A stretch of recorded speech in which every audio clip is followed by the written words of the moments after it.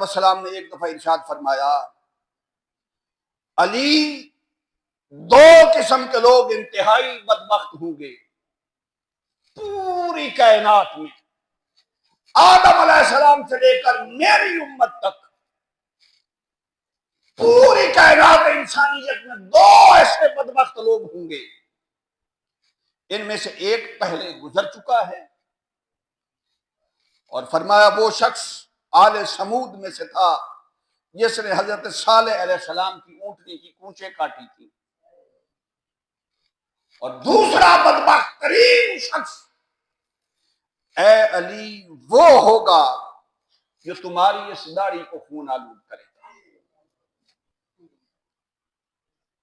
یہ تو آقا دو جہاں صلی اللہ علیہ وسلم نے پہلے ہی ارشاد فرما دیا تھا، اور پھر میرے مولا کی شان دیکھے نا، اس دنیا میں پہلا قدم مولا علی رکھتے ہیں تو کعبے میں، اور اس دنیا اس روئے زمین پر آخری قدم رکھتے ہیں تو مسجد۔ ولادت ہوتی ہے تو کعبے میں، شہادت ہوتی ہے تو مسجد۔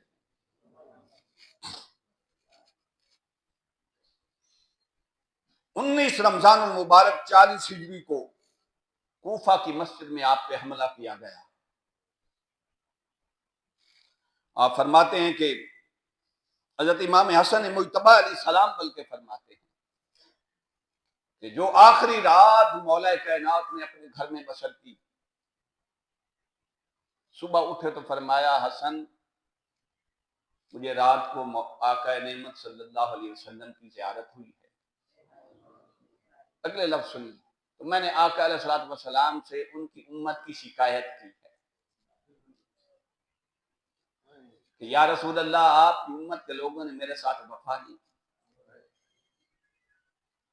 مجھے ہمیشہ مشکلات کا سامنا رہا ہے۔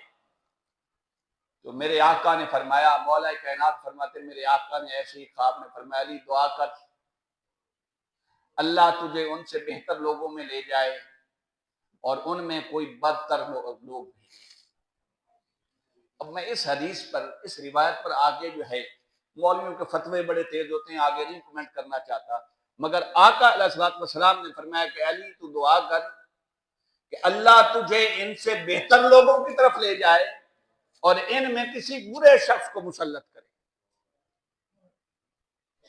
مولا کائنات کی شہادت کے بعد امت مسلمہ پر جو قہر اور غضب نازل ہوا وہ تاریخ کی کتابوں میں چھپا ہوا نہیں۔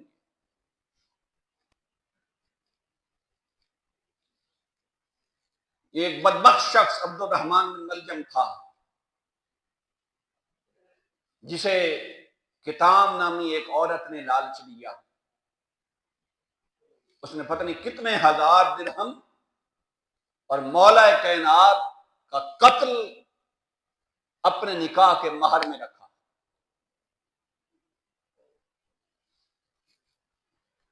عبد الرحمن بن ملجم جو ہے یہ ان خارجی لوگوں میں سے تھا،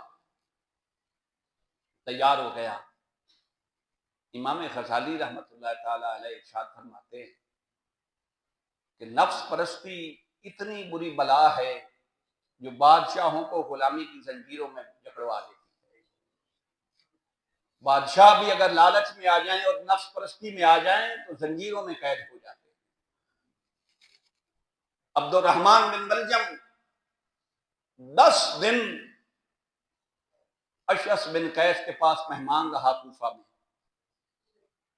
اور اس کے بعد بالآخر 19 رمضان المبارک کو جب فجر کے مؤذن نے اذان دی، اللہ اکبر کی آواز آئی، تو مولا کائنات سیدنا علی المرتضی رضی اللہ تعالی عنہ وعلیہ السلام، بعض کتابوں کی روایت میں ہے کہ اپنی بیٹی حضرت ام کلثوم کے گھر تھے۔ آپ ساری رات، پچھلی رات کا وقت ہوا، بیدار ہوئے تو حضرت ام کلثوم فرماتی کہ مولا کائنات یوں اپنی داڑھی مبارک پر ہاتھ پھیرتے اور فرماتے رسول کائنات نے مجھ سے عہد کیا تھا، شاید ان سے ملاقات کی، یہی آج کی صبح ہے۔ مؤذن اذان دے رہا تھا کہ مولا کائنات اپنے گھر سے نکلے اور مسجد کوفہ میں داخل ہونے لگے۔ جیسے دیکھا مسجد حسین میں لوگ لیٹے ہوئے ہیں، وہ عبد الرحمن بن ملجم بدبخت بھی الٹا لیٹا ہوا تھا۔ آپ نے اپنے پاؤں کی ٹھوکر سے جگایا اور فرمایا الصلاۃ الصلاۃ، یہ کہتے ہوئے مولا مرتضیٰ جب مسجد میں داخل ہوئے۔ ایک روایت میں نے یہ بھی پڑھا کہ جب آپ نے پاؤں کی ٹھوکر سے عبد الرحمن بن ملجم کو جگایا تو فرمایا بدبخت سو کیوں رہا ہے؟ اللہ نے تو اسے جو کام لینا ہے اور جو بدبختی کا توڑ تو نے اپنے گلے میں ڈالنا ہے اس میں جلدی کر، لیٹ کیوں کر رہا ہے؟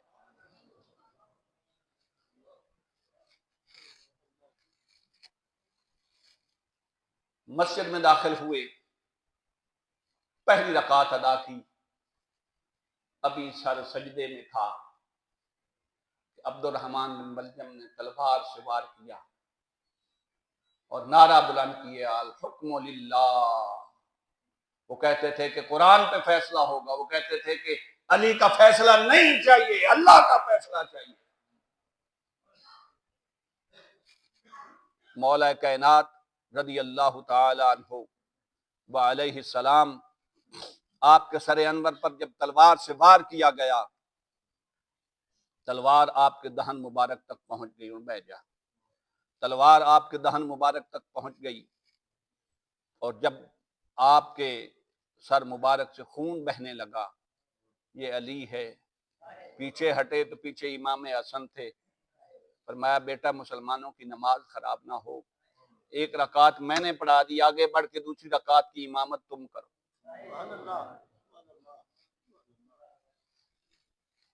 امام حسن مجتبیٰ نے مولا کائنات کی آخری امامت والی وہ نماز مکمل کی، اور 2 دن اسی زخم کی حالت میں بقید حیات رہے۔ ایک روایت میں نے پڑھا کہ جب مولا کائنات پر حملہ کیا گیا تو کسی طبیب نے آ کر دیکھا تو اس نے کہا کہ اگر ان کو دودھ پلایا جائے تو طبیعت کچھ بحال ہو سکتی ہے۔ تاریخ کی کتابوں میں لکھا ہے کہ دوسرے دن صبح مولا کائنات کے دروازے پر کوفہ کے یتیم بچے دودھ لے کے کھڑے تھے۔ کسی نے پوچھا کہ تم کیوں یتیم بچے کیوں دودھ لے کے کھڑے ہو؟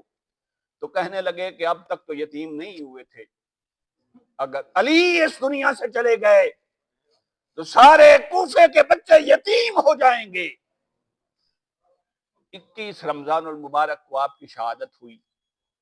امام حسن مجتبیٰ نے آپ کی نماز جنازہ پڑھائی، اور چونکہ خارجیوں کا زور تھا اس وجہ سے رات کے اندھیرے میں آپ کو دفن کیا گیا۔ آپ کی تدفین کے بعد کافی عرصے تک کسی کو آپ کے مزار مقدس کی خبر نہیں تھی، اور یہ بات بڑی مشہور ہے کہ ایک دفعہ ہارون الرشید بادشاہ تھا، شکار پہ نکلا تو ہرن آگے بھاگا، پیچھے کتے چھوڑے، تو ہرن ایک جگہ جا کے زمین تھوڑی سی اٹھی ہوئی تھی، ابری ہوئی تھی، وہاں جا کے ہرن بیٹھ گیا۔ اب کتے تھوڑا سا پیچھے جا کے رک گئے۔ بادشاہ ورطہ حیرت میں ہے کہ کتوں کو کیا ہوا، چٹیل میدان ہے تو ہرن سامنے بیٹھا ہے، یہ پکڑنے نہیں جاتے۔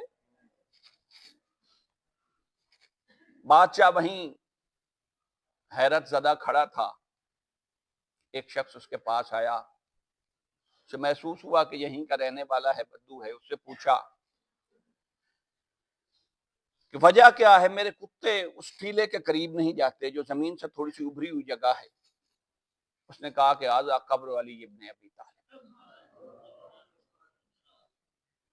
شاید بادشاہ ہو کر تجھے پتہ نہیں یہ ابو طالب کے بیٹے علی کی قبر ہے۔ تو ہارون الرشید نے پوچھا کہ تجھے کیسے پتا چلا کہ یہ مولا کائنات علی المرتضیٰ کی قبر ہے؟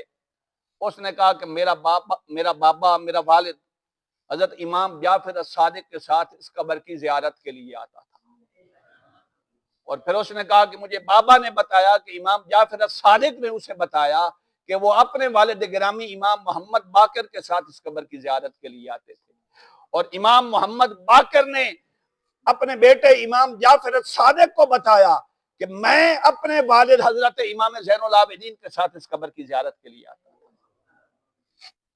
دیکھیے کلمہ پڑھنے والوں نے آل رسول کے ساتھ کیا کیا ظلم نہیں کی۔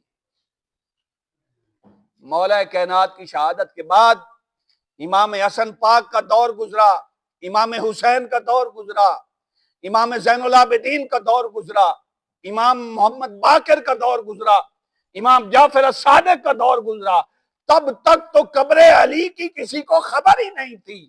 اہل بیت اگر اپنے جد اعلیٰ کی قبر پہ آتے تھے تو مسلمانوں کے ڈر سے چھپ چھپ کے آتے تھے۔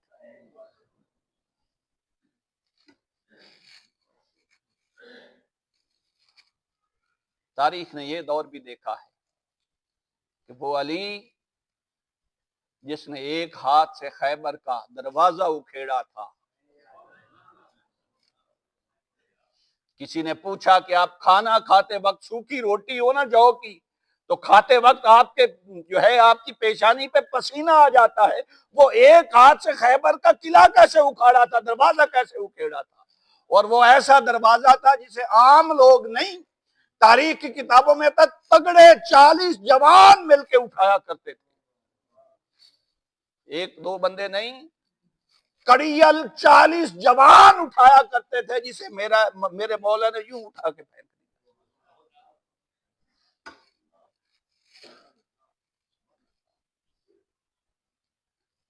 میں جملہ کہنے لگا ہوں اور بات ختم کرنے لگا ہوں۔